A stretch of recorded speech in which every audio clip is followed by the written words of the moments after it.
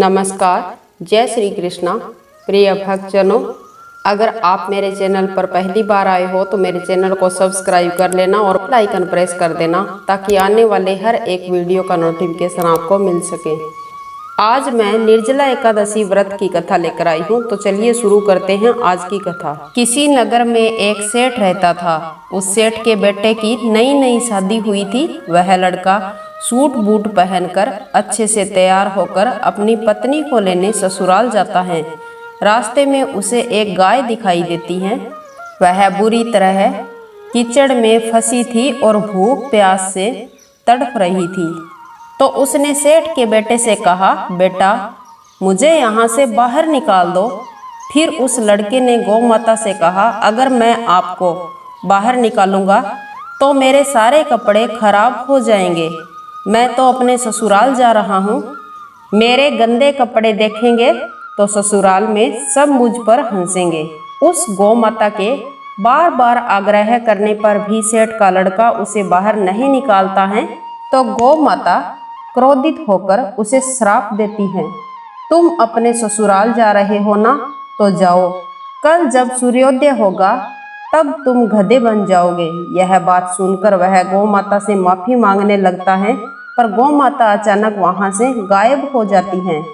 फिर वह दुखी मन से अपने ससुराल पहुंचता है। वहां जाने पर सब उसे देखकर बहुत खुश होते हैं, पर उसके मन में तो वही बात चल रही थी। तो उसने सोचा कि मैं कैसे भी करके आज रात को ही यहाँ से निकल जाऊं तो अच्छा होगा। कल यहाँ मुझे गधे रूप में देखकर सब हंसेंगे। फिर उसने अपनी पत्नी को उसी टाइम अपने घर ले जाने की जिद की। तो उसके सास ससुर बोलने लगे, बेटा इतनी भी क्या जल्दी है, अब आ ही गए हो तो एक रात तो रुक कर ही जाना। तब सेठ का लड़का अपनी सास से बोला, नहीं मुझे तो अभी जाना है, कोई जरूरी काम की वजह से यहाँ मैं आज रात नहीं रुक पाऊंगा। फिर उसने गौ माता वाले श्राप की बात अपनी पत्नी को बताई। तो उसकी पत्नी ने अपनी माँ से कहा, इन्हें नहीं रहना है तो कोई बात नहीं माँ, आप हमें अभी यहाँ से विदा कर दो। अपनी बेटी की बात सुनकर उसकी माँ ने अपनी बेटी व दामाद को वहां से रवाना कर दिया। वह सेठ का लड़का अपनी पत्नी को लेकर घर आ गया। वह सुबह होते होते वह गधा बन गया। सेठ सेठानी तो अब बूढ़े हो गए थे और उनके घर में एक ही बेटा था कमाने वाला। अब सेठ के बेटे की बहू को यह चिंता सताने लगी कि अब मैं अकेली क्या क्या करूंगी, अब कौन हमारा सहारा बनेगा। यही सब सोचते हुए उसके मन में एक ख्याल आता है कि क्यों न कहीं पर जाकर नौकरी कर ली जाए ताकि मेरा घर खर्चा निकल जाएगा। तभी उसे मालूम हुआ कि किसी नगर में एक राजा की नगरी में चिनाई का काम चल रहा है और वहां बहुत सारे मजदूर लोग काम कर रहे हैं। तो सेठ की बहू ने भी वहां जाकर काम करने की सोची। अपने गधे बने पतिदेव को साथ लेकर वहां पहुंच जाती है। फिर राजा ने वहां पर सेठ के बेटे की बहू को भी काम दे दिया। वह पूरे दिन भर वहां अपने सिर पर वजन लादकर मेहनत मजदूरी करती। वह गधे को छाया में बांध देती, उसके ऊपर कभी भी वजन डालकर नहीं चलती थी।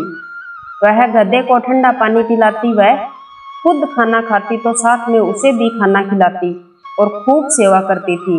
यह सब देखकर एक दिन राजा ने आकर उससे पूछा कि बेटी आपके पास यह गधा है, फिर भी आप अपने सिर पर वजन लादकर सारा दिन मेहनत क्यों करती हो।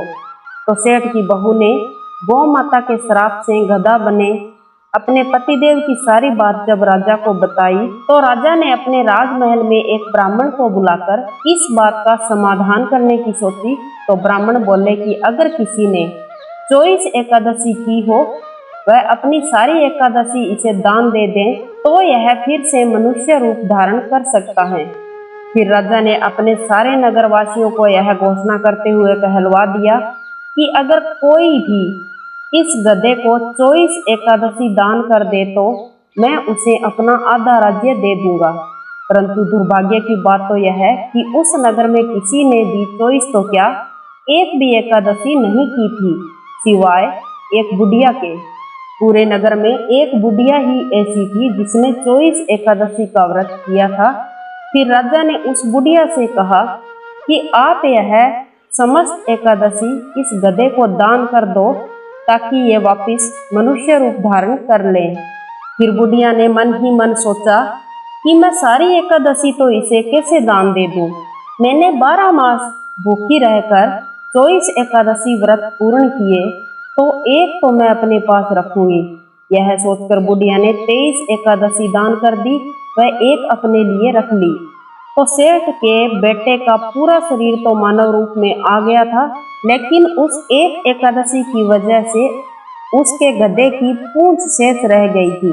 और इसी कारण उस बुढ़िया द्वारा दान दी हुई एकादशी व्रत के पुण्य से सेठ के बेटे को गौ माता के श्राप से मुक्ति मिली।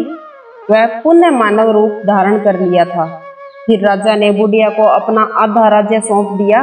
वह समस्त नगर में यह घोषणा करवाई कि अगर इस एकादशी के व्रत को करने से इतना फल मिलता है, तो आज से प्रत्येक मास में आने वाली दोनों एकादशी का व्रत छोटे बच्चों को छोड़कर समस्त नगरवासी विधि विधान करें। वह समस्त नगरवासी एकादशी का व्रत करके पुण्य फल को प्राप्त करें। बोलो श्री हरि विष्णु जी की जय। प्रिय भक्तजनों, यह थी हमारी आज की कथा। यह कथा अगर आपको अच्छी लगी है तो इसे लाइक और शेयर जरूर करना। और अगर आप मेरे चैनल पर पहली बार आए हो तो मेरे चैनल को सब्सक्राइब कर लेना और बेल आइकन प्रेस कर देना, ताकि आने वाले हर एक वीडियो का नोटिफिकेशन आपको मिल सके। वंदे मातरम। जय हिंद।